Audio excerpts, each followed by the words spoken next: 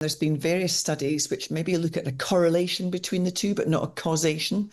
More needs to be done to investigate what causes motor neuron disease. We don't really understand the disease as well as we should.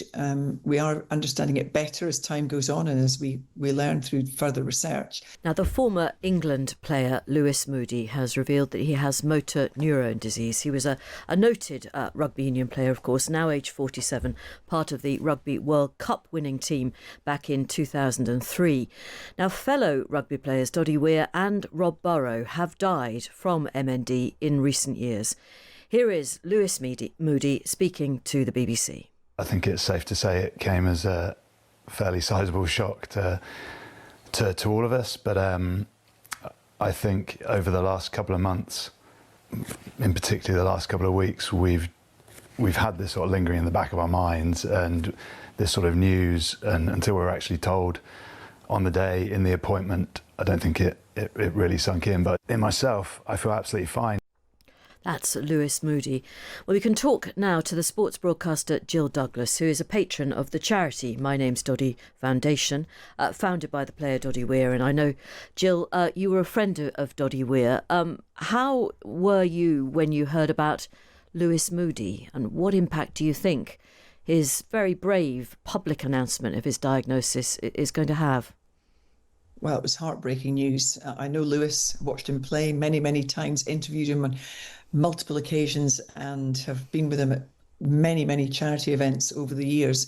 I was there in 2003 when he won the World Cup with England. You know, an uncompromising player, brave, just the most amazing character, and what he's done since he gave up rugby as well, just an extraordinary character. So it was heartbreaking to hear his news, because I know what he faces in the next few years, he and his family. It's the toughest of diagnosis. I mean, it really is a brutal disease. And of course, my thoughts were immediately for him and for his family and for those close to them, because I know it's going to be very difficult for them to process over the next few weeks.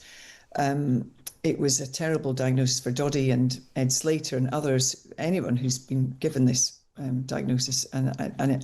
My heart just goes out for him and his family, because it's going to be a tough few months ahead. And to hear him talk so candidly about how he felt and how he's approaching life now was quite overwhelming. He's only 47, and he knows, and you know, and lots of people listening will know, that the progress of this disease can be heartbreakingly rapid. The impact on your physical capabilities so considerable and so quickly. So is there anything approaching a bright side? Can we at least acknowledge that now we know as a population more about MND, but are we any closer to finding a cure for it? Huge amounts of effort are going into better understanding the causation of MND and how we can find effective treatments and maybe one day a cure. And that's what My Name's Doddie Foundation has been laser focused on since we began. Doddie felt it was absolutely unacceptable that when he was given his diagnosis, he really felt as though there was no hope.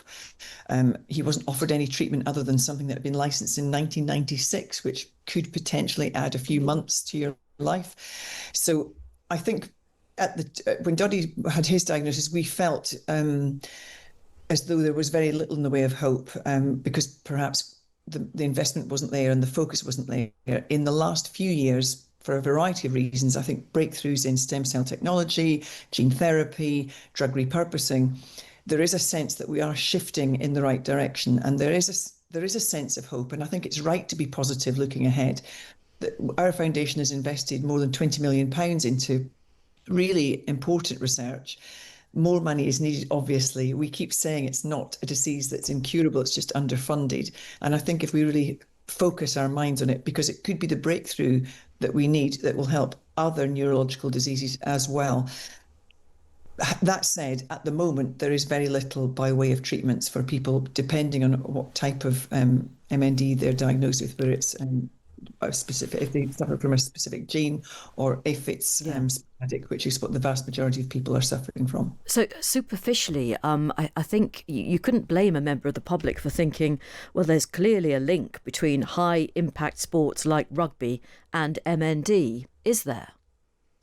There is nothing proven at this time. There's been various studies which maybe look at a correlation between the two, but not a causation. More needs to be done to investigate what causes motor neuron disease. We don't really understand the disease as well as we should. We are understanding it better as time goes on and as we learn through further research. My husband had more concussions than Doddie. He was a teammate of his. He hasn't developed MND. Doddie himself never believed that it was his rugby that led to him receiving this terrible diagnosis. But we need to do more to find out about why we're hearing anecdotally about people who perform at elite level in sport. Yeah. Are being diagnosed. It's not just rugby. We're looking at people in football and other sports as well. But if it was directly linked to head injury, we would have expected perhaps more people with MND coming from the world of boxing, for instance. Yes, okay. And I suppose you still see footballers heading footballs. It happens right across the game of football. And have there been noted footballers, or indeed any footballers, who've got MND relatively recently, as far as you know?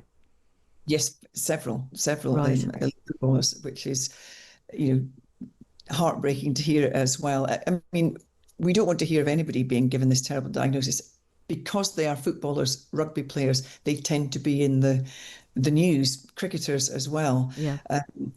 And so we should be cautious before we start speculating on linkage. Whereas, in my time with the foundation, I've talked to so many people who've been living with MND, and they are farmers and tradesmen and teachers, and some of them are triathletes, and some of them work, do marathon running. And so I think rather than speculate about links, we need to do more to find out what causes the disease. And we shouldn't perhaps leap to conclusions without having the science behind us. Thank you. Really appreciate your time. That's the sports broadcaster Jill Douglas, who's a patron of the charity My Name's Doddie Foundation.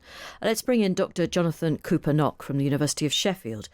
And Dr. Cooper-Knock, I think I'm right in saying that your work has found a link between the sort of people predisposed to taking up strenuous exercise and MND. Now, is that correct? Because I really want to be careful about what exactly it is you've discovered.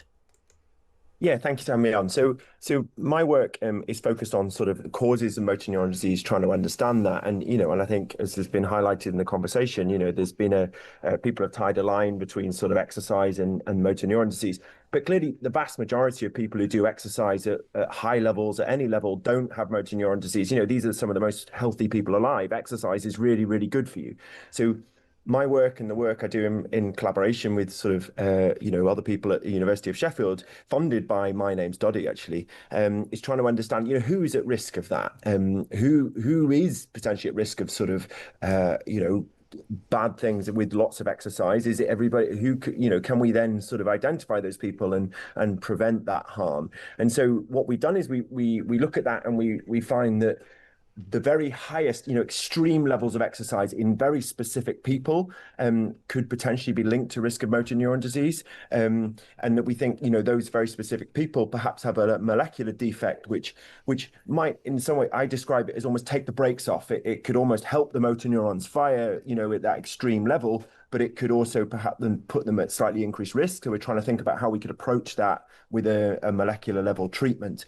Does that make sense? It does, but I suppose I want to make it clear, as you've already done, that lots of exercise doesn't make you more likely to get MND. In fact, No. Regular exercise for all of us is without question a good thing.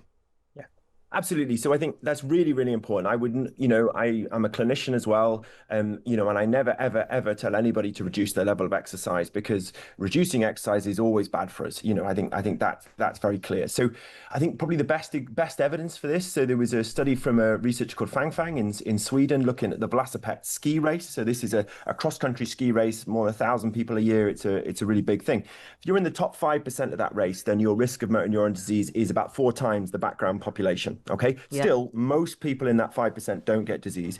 If you're in the rest of the field, your risk is about half. So for the vast majority of people doing a moderate level of exercise, or even, what we'd consider quite a lot of exercise, but not the most extreme levels, then actually perhaps there's a reduced risk of motor neuron disease.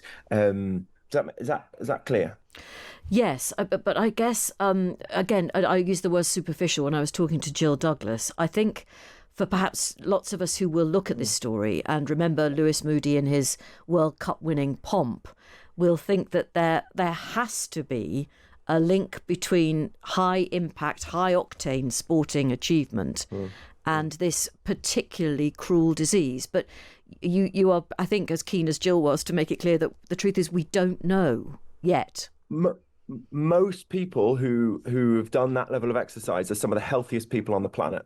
I think that's the key, isn't it? Is that, until you can say, which people are potentially at risk, then we should all we should all want to do as much exercise as we can. And my work and our work in Sheffield is trying to sort of, find out who would be at risk, and then we can sort of allow people to make informed decisions. But yeah, and unfortunately at the moment where we're not with the research, we're starting to understand links, but it's got to be about individuals, not groups. Yeah, I mean, I have to say, I can't think at the moment of a high-profile female sportsperson who has got MND. But we do know, don't we, that more men than women get it anyway. That's correct, isn't it? That's absolutely true. So yeah, so about 60-40 males, females. But again, in our research, actually, it was the link appeared to be in males doing the highest, most extreme levels of exercise, and not in females. We didn't identify any link in females. However, I think there were less females doing the high. We're talking extreme levels of exercise here. There were just in our research in the group we were studying, we had less power to do that analysis, and so we're not sure at the moment whether that's a power thing or we're still understanding that.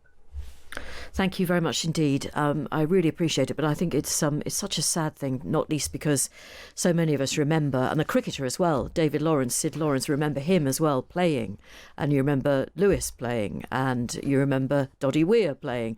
There's just a particular cruelty in seeing these competitive athletic figures struck down by this absolutely awful ailment. Thank you very much indeed. That was Dr. Jonathan Cooper-Knock from the University of Sheffield, and you also heard from Jill Douglas from the My Name Is Doddie Foundation.